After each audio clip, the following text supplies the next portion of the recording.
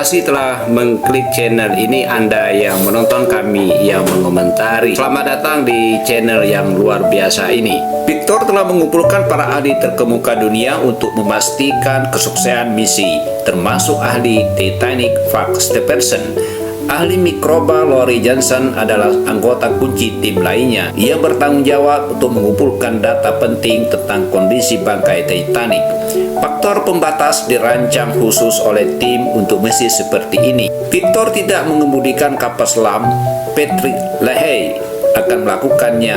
Tim memasang kapal selam dengan kamera beresolusi super tinggi guna mendapatkan hasil dokumentasi yang terbaik. Bangkai kapal Titanic sudah berada di sana hampir 107 tahun, sehingga secara inheren tidak stabil dan bangkai Titanic terbaring di atas arus menyelam di sekitar bangkai Titanic. Tentu saja mempunyai rangkaian risiko dan kekhawatiran yang unik. Yang utama, keterikatan di mana bangkai kapal dapat memiliki benda-benda seperti tali dan penghalang. Dan hal seperti itu dapat membahayakan penyelaman. Keberhasilan penyelaman pertama sangat penting. Ini akan memungkinkan tim untuk dapat melakukan penyelaman tambahan. Jika gagal, maka ekspedisi bisa saja berakhir. Persiapan sudah selesai dan besok tim akan mencoba untuk melakukan penyelaman ke bangkai kapal yang paling terkenal sepanjang sejarah. Penyelaman pertama akan diluncurkan kurang dari 1 jam, namun kondisi tidak terlihat bagus di hari pertama, sehingga kru harus mengamankan peralatan. Peluncuran pertama dibatalkan jika saja cuaca buruk tidak segera berlalu, maka misi akan terancam. Pagi berikutnya, cuaca sangat mendukung dan penyelaman pun dimulai. Ini akan menjadi penyelaman solo pertama ke dasar kapal Titanic. Victor membutuhkan waktu 1,5 jam untuk mencapai ke dalam Titanic. Saat kapal mulai menyelam, cahaya mulai memudar dan berubah menjadi hitam sampai hitam pekat. Tidak banyak yang bisa dilihat bangkai kapal Titanic. Hampir berada 3 mil di bawah tekanan air dan ekstrim. Kamera porsi belum merekam film sedalam ini. Sebelumnya penyelaman berawak pertama hampir 15 tahun, sedang berlangsung menuju kapal yang paling terkenal di dunia. Titanic adalah kapal yang paling termewah di dunia. Ia berlayar pada 10 April 1912 dari Southampton, Inggris menuju New York. Melintasi Samudra Atlantik, lebih dari 2.000 penumpang dan awak berada di dalamnya. 4 hari dalam pelayaran perdananya, pada tanggal 15 April 1912, Titanic menabrak gunung es dan tenggelam. Sekitar 1.500 orang kehilangan nyawa. Tempat Titanic bersemayam sangatlah berbahaya. Arus yang kuat berputar di sekitar bangkai kapal membuatnya sangat sulit bagi Victor untuk mencapai dan mendokumentasikan Titanic. Victor sampai di haluan Titanic. Kini ia memulai langkah awal mendokumentasikan bangkai Titanic dan mengumpulkan data untuk menilai kondisinya. Victor mengumpulkan kapal selam sepanjang bagian luar kapal. Tirai korosi terlihat menyelimuti lubang Ford. Ketika Titanic pertama kali ditemukan pada tahun 1985, Titanic dalam kondisi yang luar biasa. Namun buritan dan busurnya terpisah sejauh 600 meter setelah terputus dari kapal. Saat Victor melewati haluan menuju buritan, terlihat bukti tragedi kemanusiaan di mana-mana. Penyelaman jadi jauh lebih berbahaya. Di buritan arus kuat air mengalir deras sehingga membahayakan keselamatan penyelaman. Setelah beberapa jam melewati kondisi berbahaya, Victor memutuskan untuk kembali ke permukaan demi keamanan misi. Misi penyelaman selesai, namun bagi Farr selaku spesialis Titanic, pekerjaannya baru dimulai. Penyelaman pertama sukses besar, terungkap bahwa Titanic terus membusuk meskipun dalam kondisi utuh. Informasi baru ini memungkinkan tim untuk memulai tahap selanjutnya dari misi mereka untuk menginvestigasi forensik yang lebih rinci. Farr mempelajari rekaman itu untuk menilai keadaan Titanic dengan membandingkan rekaman yang direkam setelah Titanic pertama kali ditemukan. Farr masih melihat busur yang masih bisa dikenali, namun buritanya lebih terlihat putus arus kuat yang berputar-putar dan mengikis logamnya yang bertanggung jawab atas kerusakan Titanic saat ini. Namun para ahli berpikir ada alasan lain untuk tingkat penurunan kapal yang tidak merata. Ahli mikroba Laurie Johnson, satu-satunya orang di dunia yang dapat memahami apa yang sedang terjadi pada ekspedisi sebelumnya. Laurie menyelidiki sebuah fenomena yang hanya terlihat di bangkai kapal terdalam di dunia. Titanic penuh dengan kehidupan mikroskopis berkembang biak di berbagai area di mana logam bisa patah. Disinilah recycle pertama kali terbentuk, dan itu tampak terlihat seperti es berwarna karam. Mereka adalah struktur yang sangat canggih karena mereka terdiri dari organisme mikroskopis. Saat kita meletakkan karat di bawah mikroskop, fitur di dalamnya sangat detail. Organisme ini telah beradaptasi untuk memakan logam. Kecepatan makannya terus meningkat dan tentu saja meningkatkan laju pembusukan bangkai kapal Titanic ini adalah temuan yang mengkhawatirkan. Namun ada sesuatu keuntungan. Perpisahan memungkinkan tim untuk melihat ke dalam area baru bangkai Titanic. Inilah yang dilihat Victor pada penyelaman pertamanya, membuat model yang akurat secara ilmiah.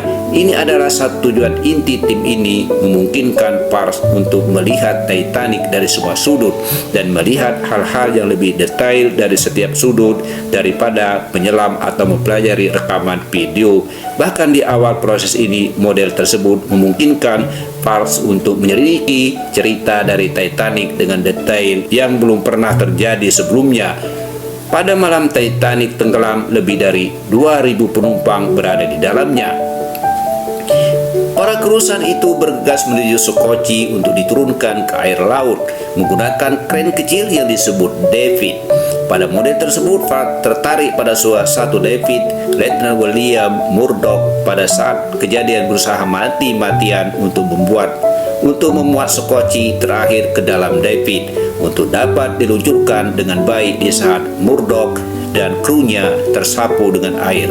Fotogrametri membuktikan bahwa skoci ini tidak pernah diluncurkan. Hanya ada 20 skoci, itu artinya hanya cukup untuk menyelamatkan setengah penumpang saja. Ada kisah lain yang tertarik dengan Titanic yang membuat Fard terpesona selama bertahun-tahun, yaitu salah seorang penumpang yang paling terkenal bernama Benjamin Graham.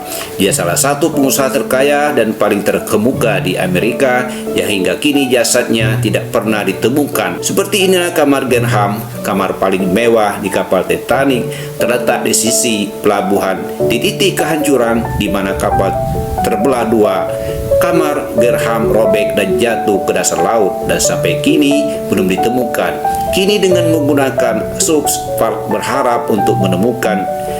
Tim sedang mempersiapkan kapal selam untuk penyelaman berikutnya guna menemukan kabin Titanic yang paling mewah, di mana salah satu penumpang yang paling terkenal, Benjamin Graham, menghabiskan hari-hari terakhirnya. Sinbad adalah cicit dari Benjamin Graham. Dia bergabung dengan tim untuk menemukan lebih banyak lagi tentang hari-hari kerabatnya yang bernasib malang. Ekspedisi sebelumnya menggambarkan yang menurut Fard bisa jadi kamar Graham yang hilang. Dia ingin menyelam ke bangkai kapal untuk menyelidiki lebih lanjut. Fard adalah satu sejarawan terkemuka di dunia tentang Titanic. Dia adalah tipe orang yang dapat melihat puing-puing yang dapat mengidentifikasi bagian sebuah kapal. Setiap bagian posisinya, kondisinya menceritakan sebuah kisah. Fard ingin merekam dan kamera resolusi tinggi kepada fitur khusus di haluan untuk ditambahkan ke model fotogrametrik. Sekali lagi, Victor akan mengemudikan kapal selam itu. Fard akan bergabung dengannya untuk mengamati kapal selam ke bangkai lokasi kapal Titanic melewati haluan, lalu keluar melintasi bidang puing-puing mencari potongan logam misterius. Jika teori Fard benar, itu akan menjadi penemuan yang luar biasa menghubungkan keluarga lintas generasi. Kapal selam itu mulai turun jauh. Benjamin Graham terlahir menjadi sosok penambang kaya di Philadelphia. Pada tahun 1865, dia berusia 47 tahun ketika Titanic tenggelam dan meninggalkan seorang istri dan 3 anak perempuan. Kapal selam telah mencapai lokasi bangkai Titanic sebelum mencari sisa-sisa kamar yang dihuni Graham. Dia mendokumentasikan fitur-fitur tambahan untuk bahan-bahan analis mereka, area di sekitar markas kapten. Selanjutnya, tim melanjutkan pencarian mereka untuk mencari kamar Graham. Bidang puing-puing itu berukuran 5 mil persegi, menemukan sebuah bongkahan logam sama seperti menemukan sebuah jarum di tumpukan jerami. Para sedang mencari fitur struktur tertentu yang bertepatan dengan lokasi ruangan tertentu di atas kapal ini adalah kunci untuk memastikan identitas objek misteri dalam gambar. Inilah bidang Graham. Pencarian jasadnya sudah selesai dari kamar yang dihuni oleh Benjamin Graham. Menemukan kamar Graham memungkinkan tim untuk menambahkan bagian penting ke autogrametri mereka. Ini memungkinkan para untuk memahami bagian area lain dari Titanic jauh lebih detail, termasuk kabin Edward John Smith yang diketahui tenggelam bersama kapalnya ketika Titanic ditemukan kembali pada tahun 1985. Isi kamar mandi Kapten Smith sebagian besar masih utuh, termasuk kamar mandi pribadinya. Adalah detail kecil tapi sangat nyata dari kehidupan seorang yang tinggal dan bekerja di atas kapal. Selanjutnya, Parrott mengalihkan perhatiannya ke area lain Titanic, yakni ruang Marconi. Sebagai kapal terbesar dan terbaik pada zamannya, Titanic berisi teknologi tercanggih, termasuk pemancar radio Marconi yang terkenal ditempatkan di ruangan Marconi yang terkenal di dek kapal antara corong pertama dan kedua. Pemancar digunakan untuk menerima peringatan gunung es dan mengirim pesan mara bahaya, suatu yang tidak bisa dilakukan oleh kapal hingga akhir abad ke-19. Pada ekspedisi sebelumnya, Parrott melihat ruang Marconi dan isinya dalam kondisi baik. Sekarang dia ingin melihatnya secara detail sehingga Parrott tidak dapat melihatnya dengan jelas selama menyelam dengan Victor. Parrott berharap autogrametri dapat mampu memperlihatkan dengan lebih detail. Autogrametri 3 dimensi mengungkapkan depresi baru di atas kamar Marconi. Investigasi terhadap Titanic mengungkapkan gambaran yang beragam. Beberapa fitur bangkai Titanic telah memburuk, sementara yang lain hampir tidak berubah secara keseluruhan.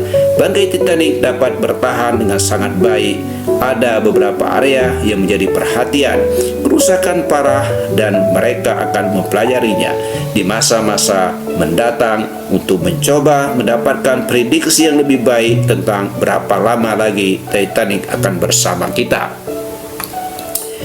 Saat ekspedisi memasuki tahap akhir, tim menghormati para korban Titanic. Dengan selesai upacara, tim bersiap untuk penyelaman berikutnya. Penyelaman akan membantu tim memahami akan masa depan Titanic. Mereka ingin menempatkan sebuah platform data di sebelah bangkai Titanic. Ini adalah cara non-invasif tapi ilmiah untuk mencatat penurunan. Platform itu terbuat dari baja sama seperti Titanic. Bakteri akan mulai mengisi sumber baja itu hingga mereka dapat mengamatinya. Setelah beberapa tahun kemudian, itu dianggap sebagai eksperimen jangka panjang dan menganalisanya untuk sekali lagi menghubungkannya dengan tingkat kerusakan bangkai Titanic dengan kapal selam yang digunakan untuk menempatkan platform baja itu di dasar laut. Namun melakukan hal tersebut 3 mil di bawah laut dalam kegelapan dan dengan arus yang kuat tentu saja tidak akan mudah. Calvin akan mengoperasikan lengan manipulator dan untuk penyelaman ini Petrikis mengemudikan kapal selam. Kapal selam kali ini didukung oleh pendarat yang dikendalikan dari jarak jauh yang akan mengangkat platform data dengan aman. Setelah tiba di bangkai kapal, tim bersiap untuk melepaskan peron, tapi pada kedalaman ini tindakan yang paling sederhana sekalipun dipenuhi oleh kesulitan. Tugas selanjutnya adalah menjatuhkan platform dengan aman sedekat mungkin dengan bangkai kapal Titanic agar recycle dapat menempel ketika diambil di tahun-tahun mendatang pada ekspedisi selanjutnya. Para recycle akan ditangkap guna memprediksi masa depan Titanic. Misi tim selesai dan penyelaman berawak pertama pertama ke Titanic dalam hampir 15 tahun telah berakhir. Ekspedisi telah mengarah pada fotogrametrik yang paling akurat dari bangkai kapal yang belum pernah dibuat. Titanic yang belum pernah dilihat orang sebelumnya, dan sekarang Titanic memulai hidup baru sebagai terumbu karang buatan, rumah bagi makhluk laut yang berlimpah dan beragam. Namun seiring waktu, seiring penurunan Titanic akan menjadi tidak bisa dikenali. Ada banyak perbedaan pendapat tentang Titanic. Adakah cara untuk bisa melestarikannya? Namun tim ekspedisi merasa masyarakat kehilangan inti dari aspek daur ulang ini adalah proses alami. Titanic dibangun dari biji besi dan bumi mengambil kembali biji besi itu dari Titanic. Ini adalah bangkai kapal yang kembali ke dalam, namun itu bukan berarti mereka sudah selesai menjelajahi Titanic. Kemerosotan ini kini membuka kemungkinan baru untuk mempelajari lebih lanjut tentang bangkai Titanic. Para tim ekspedisi datang ke sana untuk melihat dan mendokumentasikan dan menilai hasil ekspedisi ini sangat melebihi harapan para tim ekspedisi. Oke kawan-kawan sekian, terima kasih atas perhatiannya. Kita akan bertemu kembali ya pada kesempatan yang akan datang dengan berita-berita yang menarik lainnya. Jangan lupa subscribe, like, dan komen ya pada channel OPS Entertainment dan channel Ekorip 28. Makasih atas perhatiannya. Bye-bye.